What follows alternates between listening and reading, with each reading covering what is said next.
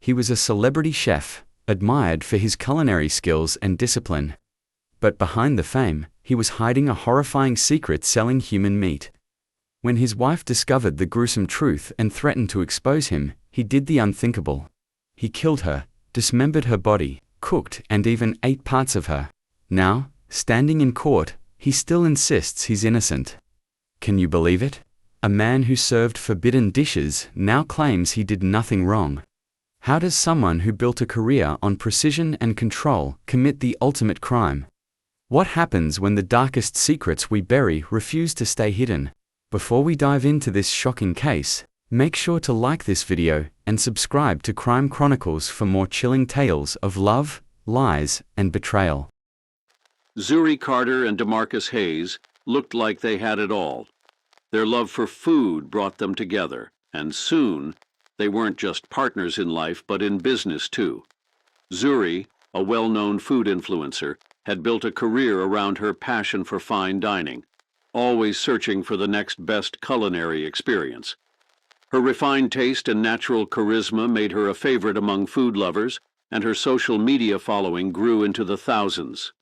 DeMarcus, on the other hand, was a chef with a reputation for excellence. He wasn't just good, he was precise, obsessive even, about getting every detail right.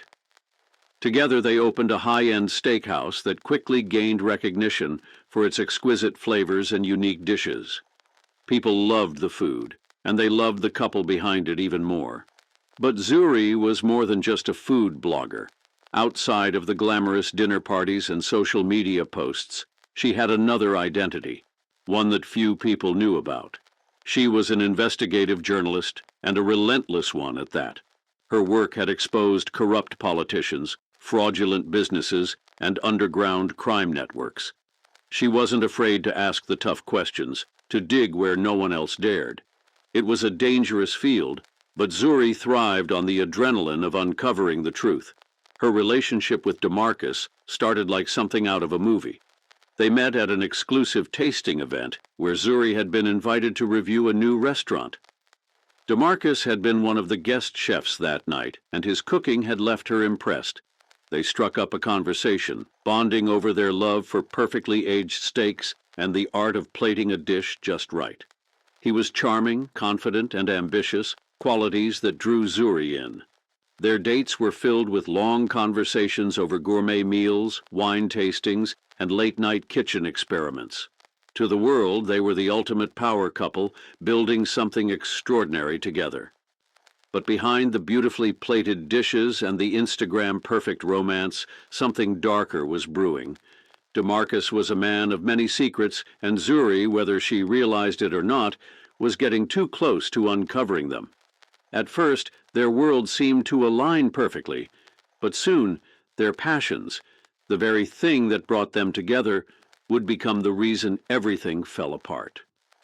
Zuri Carter had always trusted DeMarcus Hayes. He was her husband, her business partner, the man she had built a life with. But trust only lasts as long as the truth remains hidden. Before DeMarcus became a celebrated chef, his life had been very different. There were whispers, stories of things he had done, people he had been involved with, but nothing had ever been proven. He had always been careful, covering his tracks so well that even those closest to him had no reason to suspect anything. Even Zuri, an investigative journalist who made a career out of uncovering secrets, had never looked too deeply into his past. Why would she? He was her husband, and to her, their life together was real. But things started to change. At first, it was little things that Zuri noticed at the steakhouse. Certain shipments that didn't add up, orders that didn't match what was actually being used in the kitchen. Then there were the late-night deliveries that DeMarcus insisted on handling himself, always making sure no one else was around when they arrived. The more she paid attention, the more questions she had. And as someone who had built her entire career on getting to the bottom of mysteries, she couldn't ignore the feeling that something wasn't right. So she started digging. At first it was just curiosity, a nagging feeling she couldn't shake.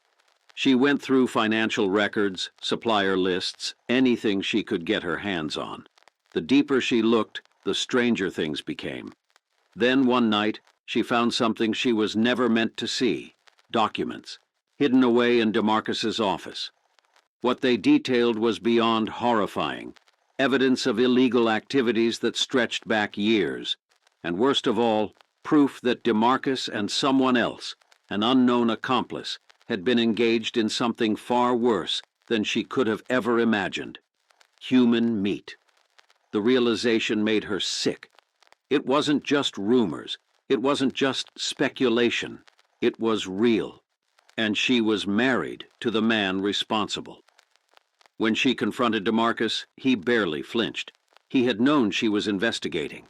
He had seen the way she watched him, the questions she had been asking. But he wasn't worried. He and his accomplice had done this for years, and no one had ever come close to uncovering the truth. He had covered his tracks too well. But this was different. This was Zuri. And unlike everyone else, she wasn't going to just let it go. In that moment, DeMarcus realized he was trapped. His career, his empire, his entire life, it could all come crashing down with one word from Zuri. And that was a risk he couldn't afford to take. The night everything changed started like any other. It was late December 2023, and the air was thick with tension. Zuri Carter had spent the entire day in silence, her mind racing with everything she had uncovered. She couldn't unsee the documents, couldn't forget the horror of what they revealed. She had married a monster, a man who had been feeding the city more than just fine cuts of steak. The realization made her skin crawl. She sat across from DeMarcus in their living room, watching him sip his whiskey like nothing had changed, like he wasn't hiding something unthinkable. But Zuri wasn't one to be silent. "I know what you've been doing," she said finally, her voice sharp and unwavering. "And I'm not going to let you get away with it."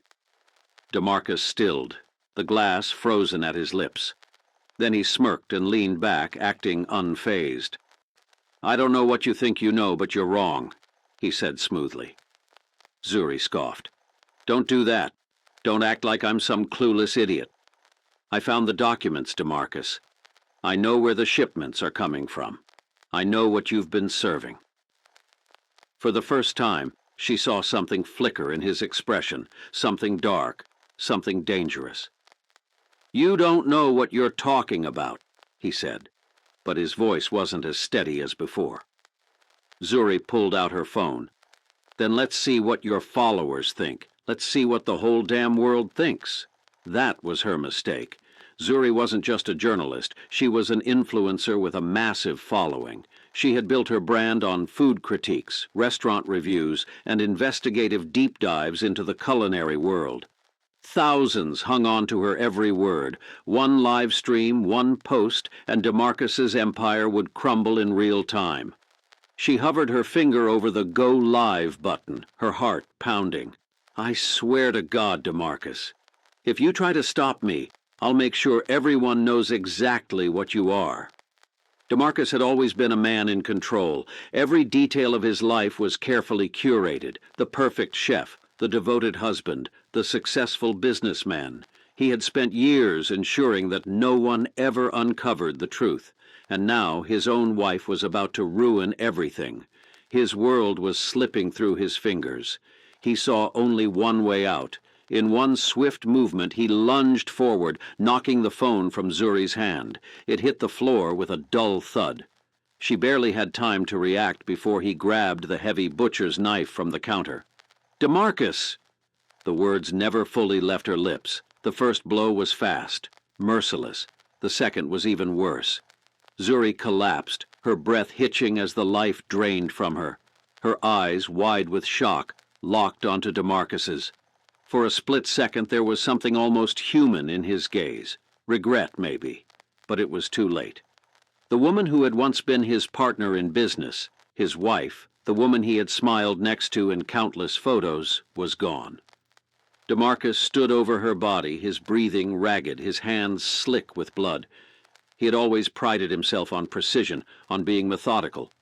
But this had been sloppy. This was reckless. He needed to fix it. With the same meticulous care he used in the kitchen, he set to work. He cleaned every surface, erased every sign that Zuri had ever been there. The house had to be spotless.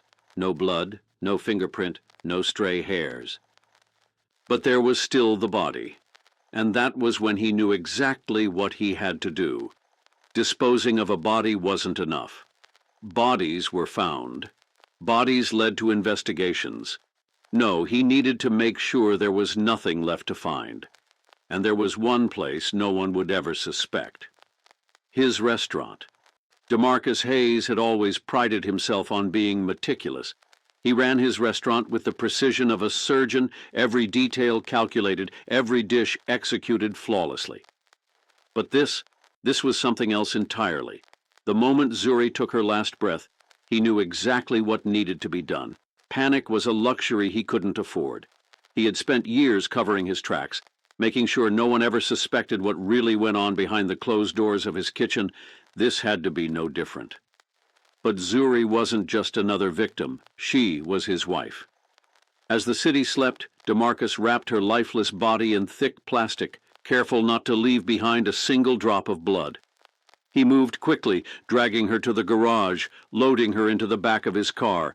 His hands shook as he wiped down every surface, double and triple checking that nothing had been left behind. The house was spotless, the crime scene erased. Now he had to get rid of the body. Driving through the empty streets of Houston, he kept his eyes fixed on the road, his grip on the wheel so tight his knuckles turned white. The kitchen of his restaurant had always been his sanctuary, the one place he had complete control over, and now it would serve a darker purpose. Once inside, he locked the doors behind him. The place was silent, save for the faint hum of the refrigerators and the distant buzz of a street lamp outside. The other chefs were long gone, the restaurant closed for the night. It was just him and Zuri now. With the ease of a man who had done this before, DeMarcus moved her to the industrial cutting table. He exhaled sharply, bracing himself. This wasn't like before. This was personal. But personal or not, he couldn't afford hesitation. He reached for his sharpest butcher's knife, the one he had used countless times to prepare the finest cuts of steak for his high-end clientele. The irony wasn't lost on him. The first cut was always the hardest. He worked methodically, breaking down her body the same way he would with an animal carcass. Bones separated with practiced precision, muscle peeled away cleanly. He had perfected this technique over the years, ensuring that nothing was wasted, nothing was left behind. Blood pooled onto the stainless steel counter, staining his apron, but he didn't stop. Piece by piece, he dismembered her, placing her remains into vacuum-sealed containers, the same kind used for premium cuts of meat. For a moment he stepped back, surveying his work. To anyone else it would look like just another night of prepping ingredients. But he wasn't finished. This time he did something he had never done before.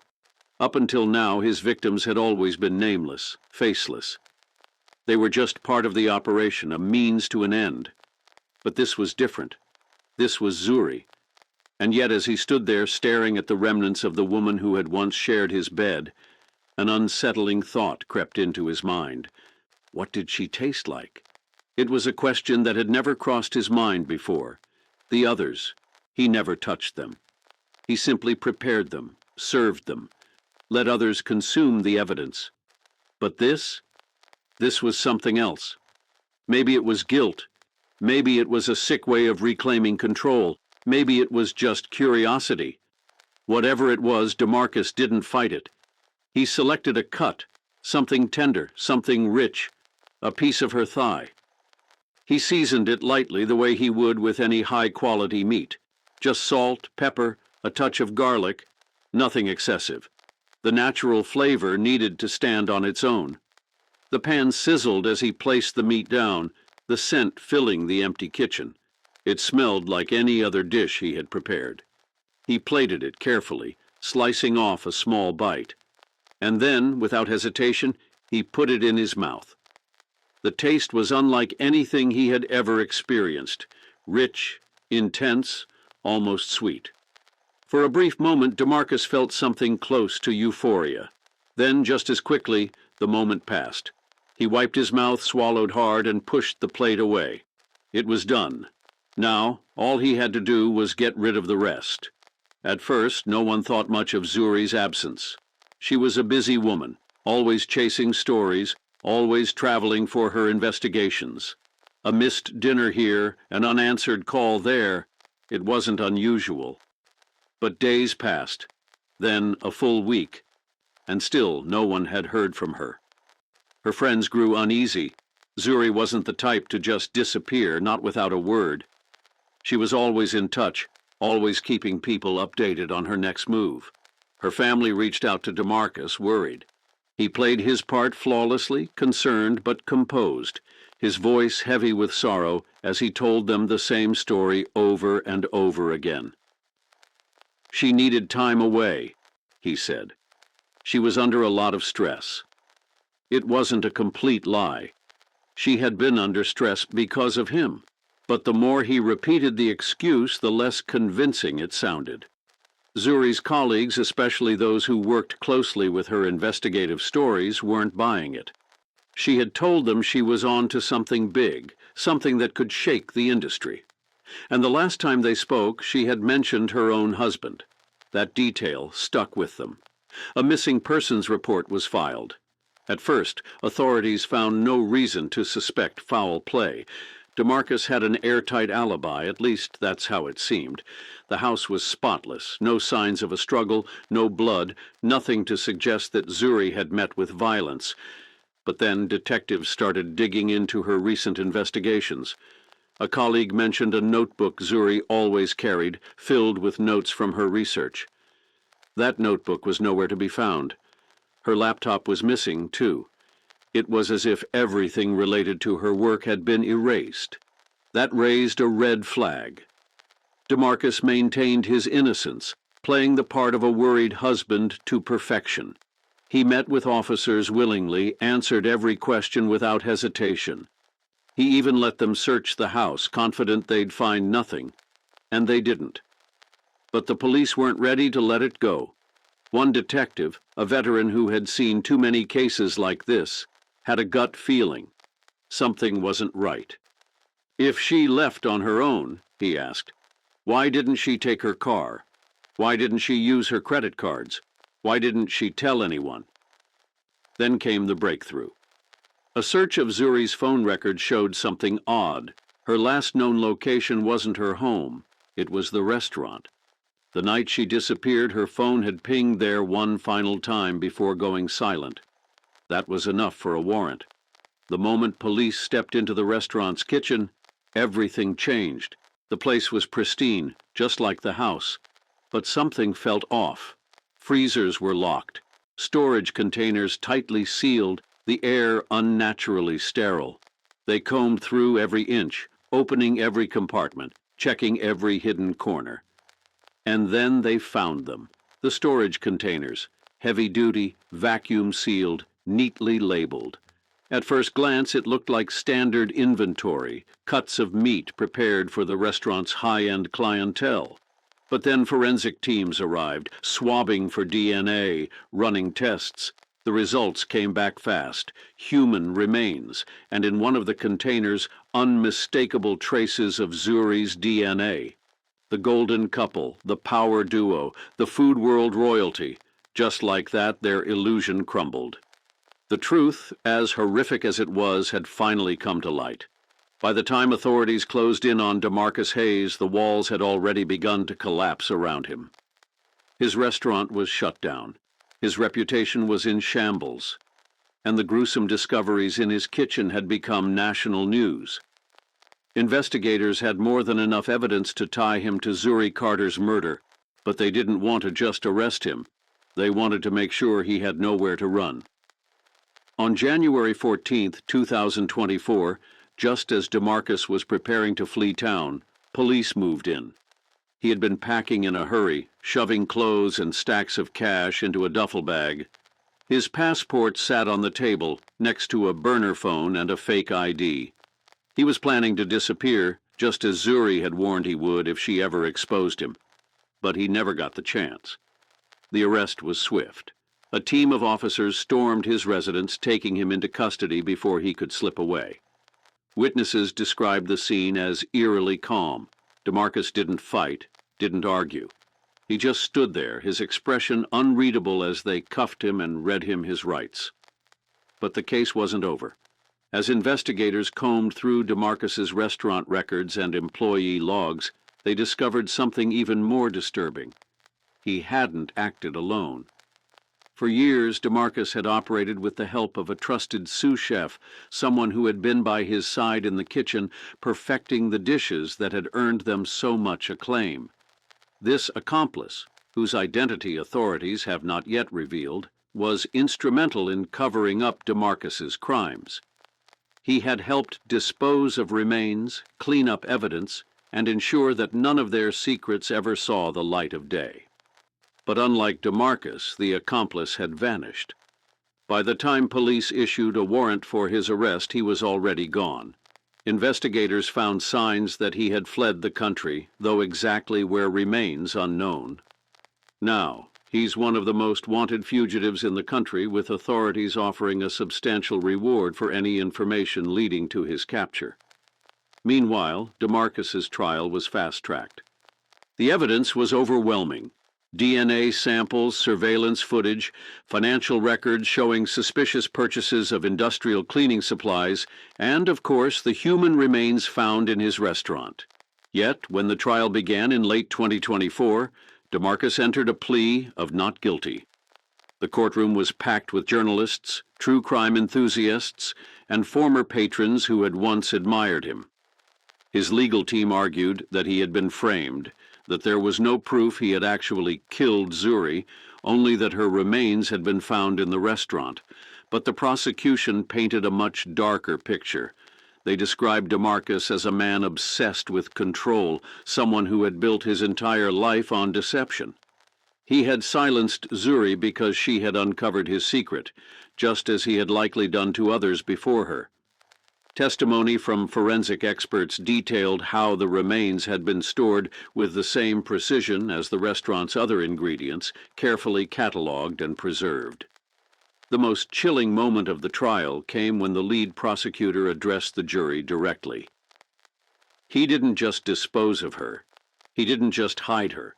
He consumed her. The courtroom fell into stunned silence. Despite the damning evidence, DeMarcus never once expressed remorse. He showed no emotion when former employees took the stand to describe his controlling nature, nor when Zuri's grieving family testified about the impact of her loss. Even as recordings of Zuri's final investigation notes were played aloud, her voice full of fear and urgency, he remained cold, detached. Finally, after weeks of testimony and deliberation, the verdict was reached. On February 10, 2025, DeMarcus Hayes was sentenced to life in prison without the possibility of parole. As the judge read out his sentence, DeMarcus sat motionless, his expression unreadable. There was no apology, no plea for leniency. He simply stood when instructed, nodded once, and was led away in shackles.